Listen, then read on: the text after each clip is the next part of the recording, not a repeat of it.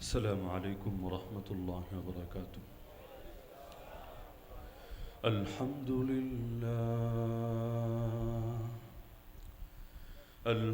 لله وحده وكفى،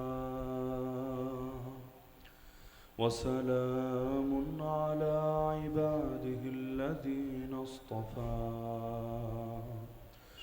أما بعد فأعوذ بالله من الشيطان الرجيم.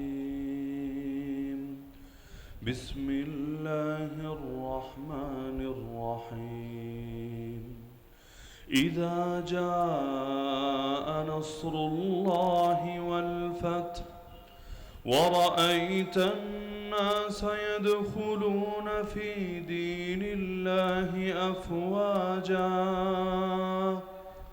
فسبح بحمد ربك واستغفره إنه كان توابا. وقال النبي صلى الله تعالى عليه وسلم: إن الله زوالي الأرض فرأيت مشارقها ومغاربها، وإن ملك أمتي سيبلغ ما زوي لي منها. وقال أصحاب محمد رضي الله عنهم: نحن الذين بايعوا محمدا على الجهاد ما بقينا أبدا. وقال عبد الله بن المبارك: يا عابد الحرمين لو أبصرتنا لعلمت أنك في العبادة تلعب. من كان يخضب خده بدموعه فنحورنا بدمائنا تتخضب. ريح العبير لكم ونحن عبيرنا، رهج السنابك والغبار الأطيب. ولقد أتانا من مقال نبينا قول صحيح صادق لا يكذب. آمنت بالله صدق الله العلي العظيم، وبلغنا رسوله النبي الكريم। মাদ্রাসা যুব উন্নয়ন পরিষদের উদ্যোগে আয়োজিত দিনব্যাপী আজকের এই সপ্তম তাফসীরুল কোরআন মাহফিলের সম্মানিত সভাপতি আয়োজকবৃন্দ, উপস্থিত আমার শ্রোতা আজিবুল ইহতারাম হযরত উলামায়ে কেরাম, এলাকার গণ্যমান্য মুরব্বীগণ, স্থানীয় এবং দূরদূরান্ত থেকে আগত দিন দরদি কোরআন প্রেমী প্রিয় তাওহীদ জনতা এবং পর্দার আড়ালে থাকা মা ও বোনেরা, আজ ঐতিহাসিক ২৬শে মার্চ। ২৬শে মার্চের সাথে তো ১৯৭১-এর ইতিহাস জড়িত আছে, যেটা কম বেশি সকলেরই জানা আছে। আর একটা ২৬শে মার্চের সাথে এই দেশের বিপ্লবী কণ্ঠস্বর সমস্ত ওলামায়ে কেরামের আরেকটা ইতিহাস জড়িয়ে আছে। ২০২১ সালের এই ২৬শে মার্চ অনেকেরই স্মরণ থাকার কথা। আমাদের অনেক ভাইকে নির্মমভাবে গুলি করে শহীদ করা হয়েছিল। নরেন্দ্র মোদীর আগমনকে কেন্দ্র করে সাধারণ মানুষ যখন ক্ষোভে ফেটে পড়েছিল, তখন মানুষের সেই আবেগকে তো মূল্যায়ন করেই নাই, উল্টো প্রচুর পরিমাণ মানুষকে নির্মমভাবে গুলি করেছিল। তাদের প্রতিবাদে যারা নেমেছিল তাদের বুকেও গুলি চালিয়েছিল।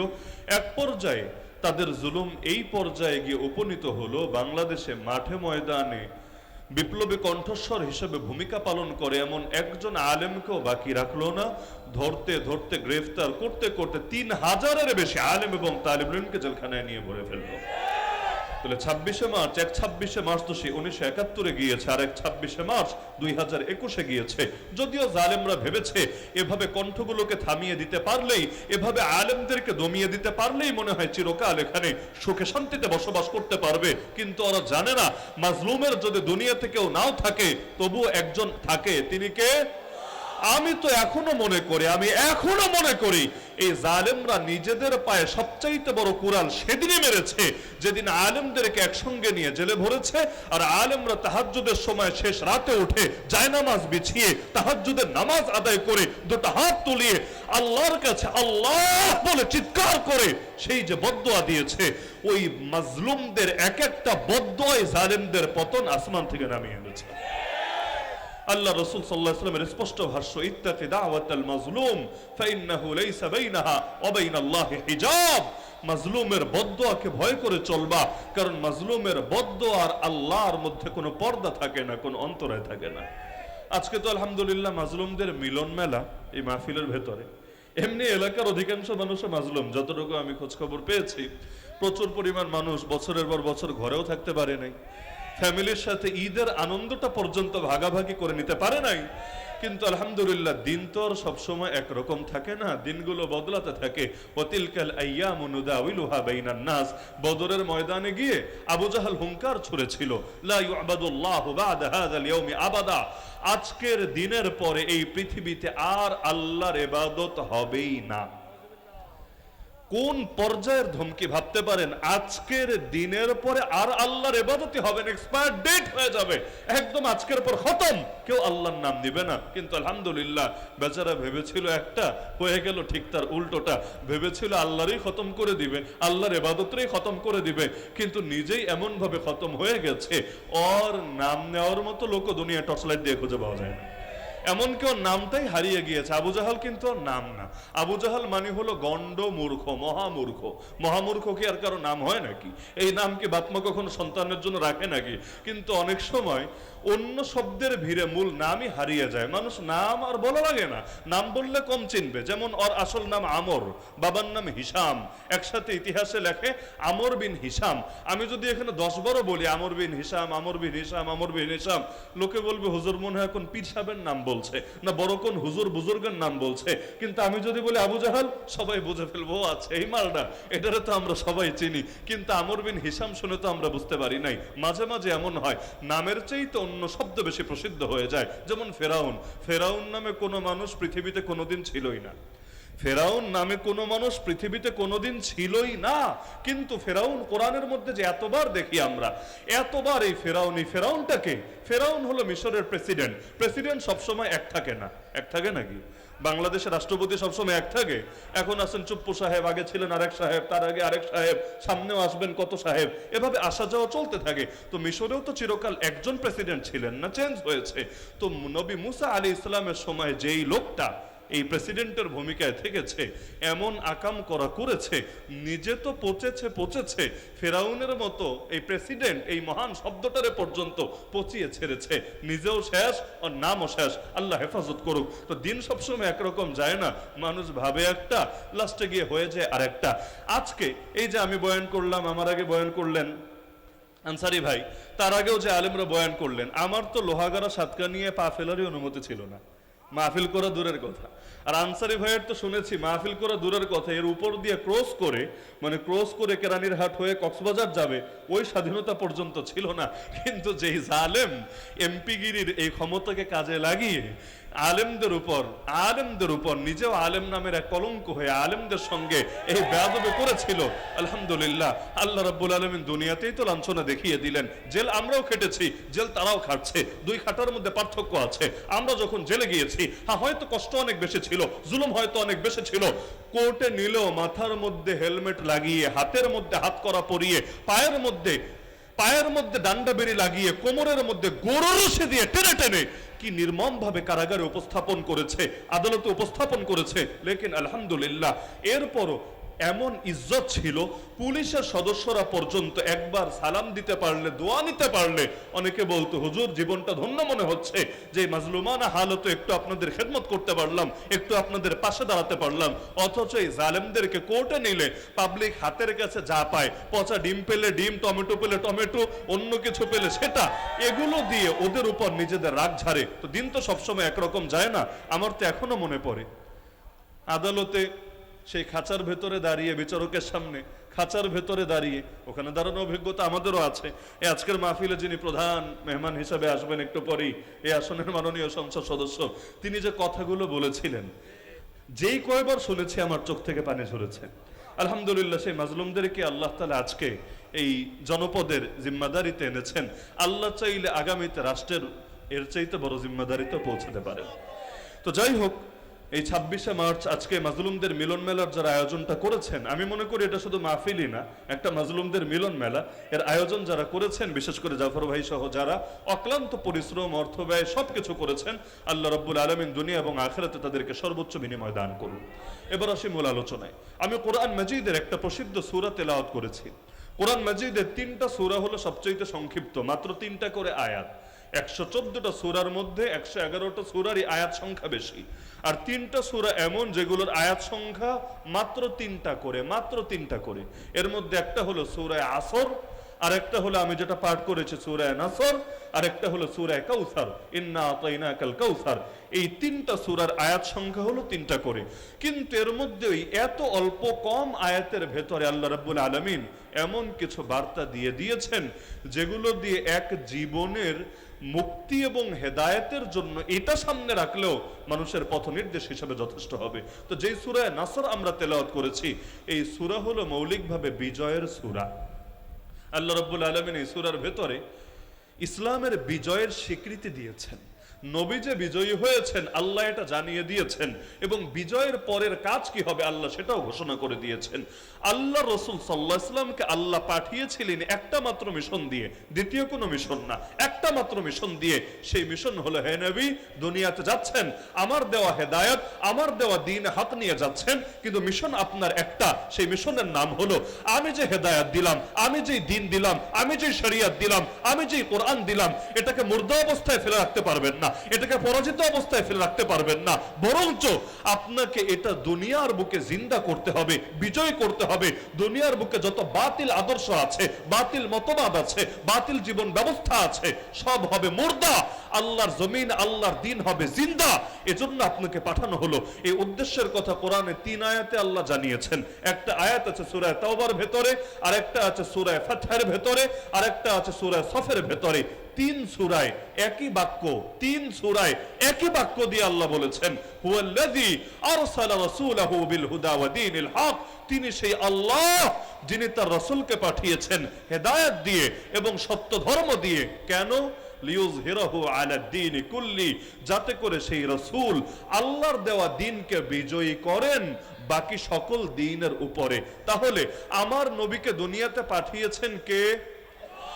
পাঠিয়েছেন আল্লাহ। এবং কেন পাঠিয়েছেন এটাও ব্যাখ্যা করেছেন স্বয়ং আল্লাহ।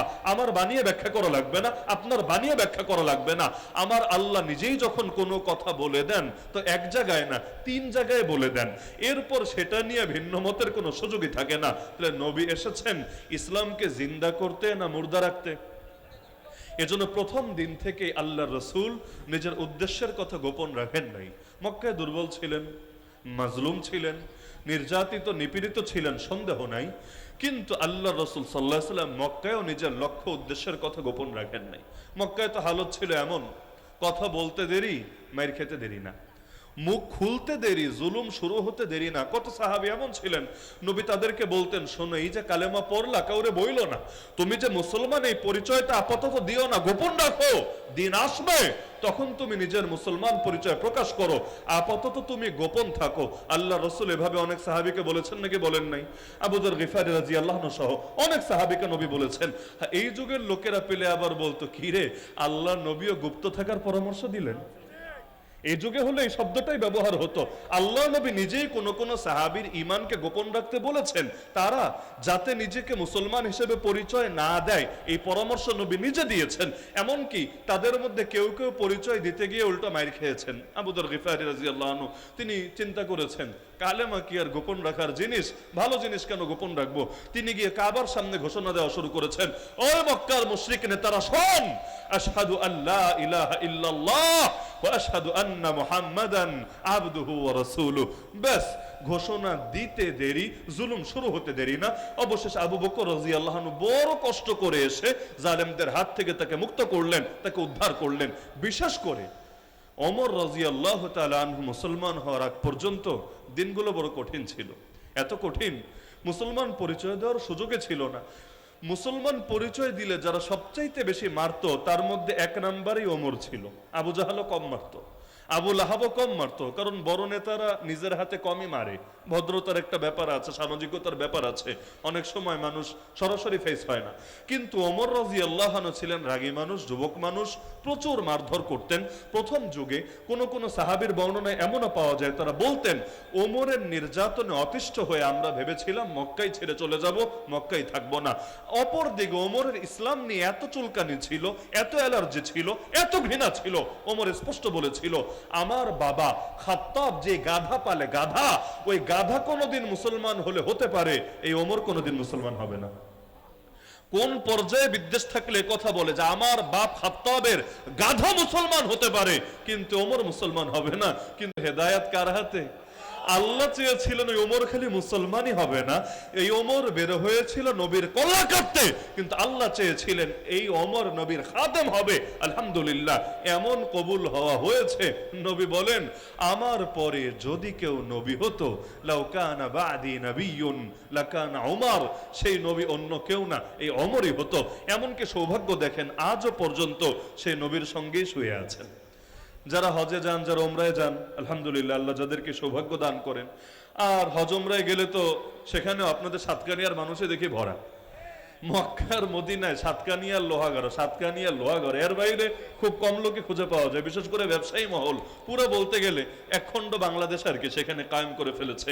তো আল্লাহ রসুলকে সালাম দিতে গেলে মসজিদে নববীতে আপনি যদি যান, নামাজ আদায় করেন, আল্লাহ রসুলকে সালাম দিতে যান, সেখানেও আল্লাহ রসুল সাল্লাল্লাহু আলাইহি ওয়াসাল্লামের পাশে দুজন শুয়ে আছেন, একজন সিদ্দিক আকবর আবু বকর রাদিয়াল্লাহু আনহু, আরেকজন ওমর ফারুক রাদিয়াল্লাহু আনহু। তো ওমর মুসলমান হওয়ার আগ পর্যন্ত, নিজে মুসলমান হওয়ার আগ পর্যন্ত মুসলমানদের জন্য দিনগুলো ছিল বড় কঠিন। মুসলমানের ঘোষণা দিতে দেরি, মায়ের খেতে দেরি না, জুলুম সইতে দেরি না। ঈমানের পরীক্ষা সবারই দেওয়া লাগে, কিন্তু তখনের হালত ছিল এমন, ঘোষণা দিতে দেরি, পরীক্ষা শুরু হতে দেরি না।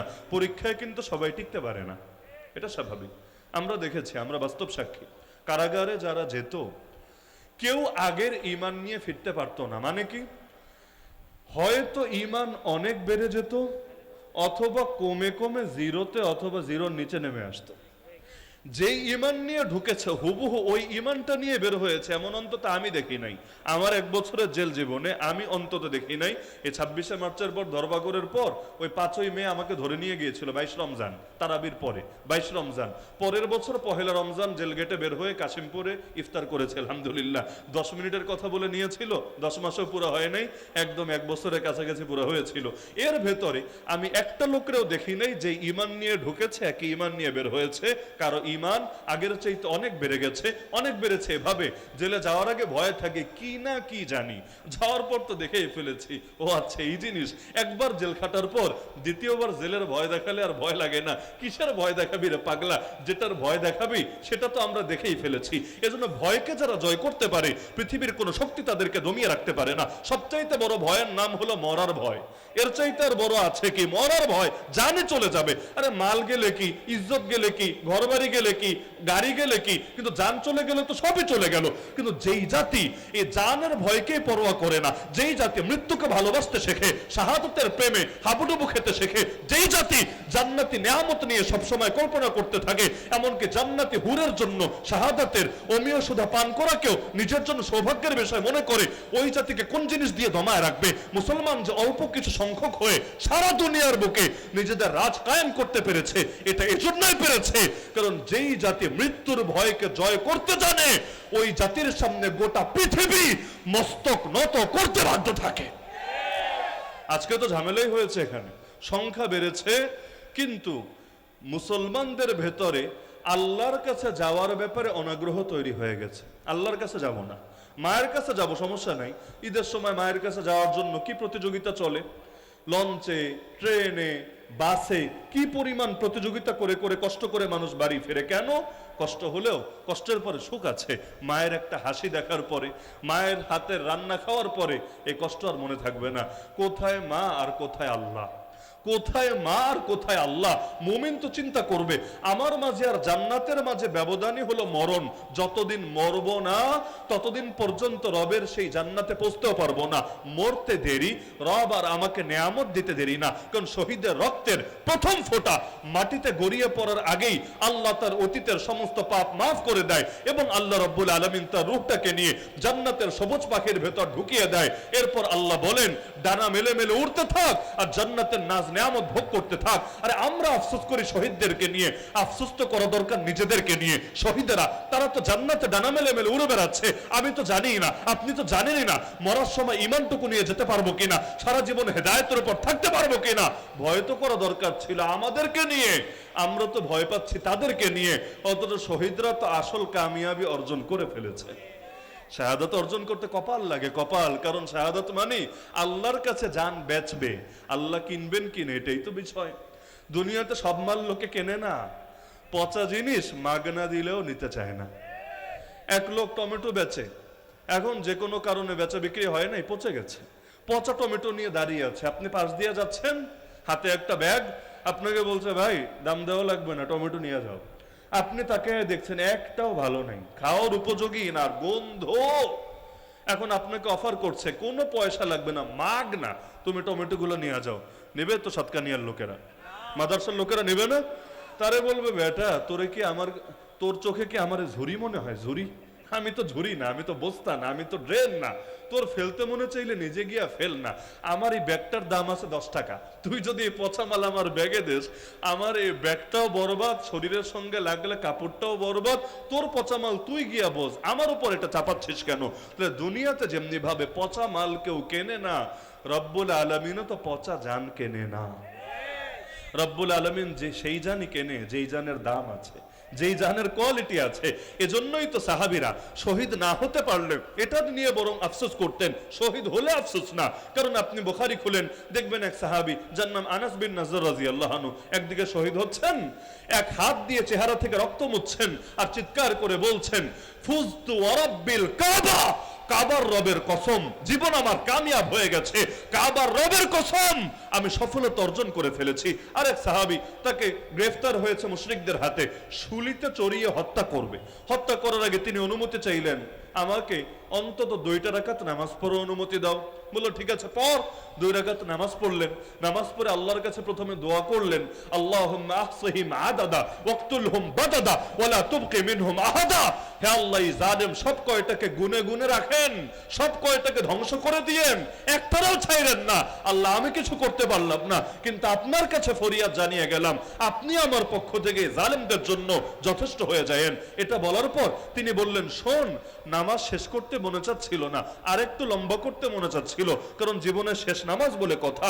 কিন্তু মাথায় আসলো যদি নামাজ বেশি লম্বা করি তোরা অপবাদ দিবি, আমার নামাজ নিয়ে অপবাদ দিবি, তোরা বলবি মনে হয় মরার ভয়ে ভেতরটা কাঁপছে, এজন্য নামাজ লম্বা করে নিজের একটু মরা থেকে দূরে রাখার চেষ্টা চালাচ্ছে। আমি চাই না আমার নামাজ নিয়ে তোরা খারাপ মন্তব্য করিস, এজন্য মন চাচ্ছিল না সালাম ফিরাই। এরপরও এই তোদের কথা চিন্তা করে বেশি লম্বা করলাম না, আমি সংক্ষিপ্ত করলাম। এরপর তিনি তার একটা ঐতিহাসিক কবিতা বললেন। চিন্তা করেন, মরবে, মরার আগেও মাথা কত ঠান্ডা থাকলে কবিতা আসে। কবিতা বুখারী শরীফে একাধিক জায়গায় ওনার এই কবিতাটা উল্লেখ আছে। তিনি বলেন, ফালাস্তু উবালি হিনা উক্তালু মুসলিমা আলা আইয়ি জামবিন কানা লিল্লাহি মাসরাই ওয়া যালিকা ফি যাতিল ইলাহি ওয়া ইন ইয়াশা ইউবারিক আলা আওসালি শিলউইন মুমাজ্জাই। আরে আল্লাহর জন্য যখন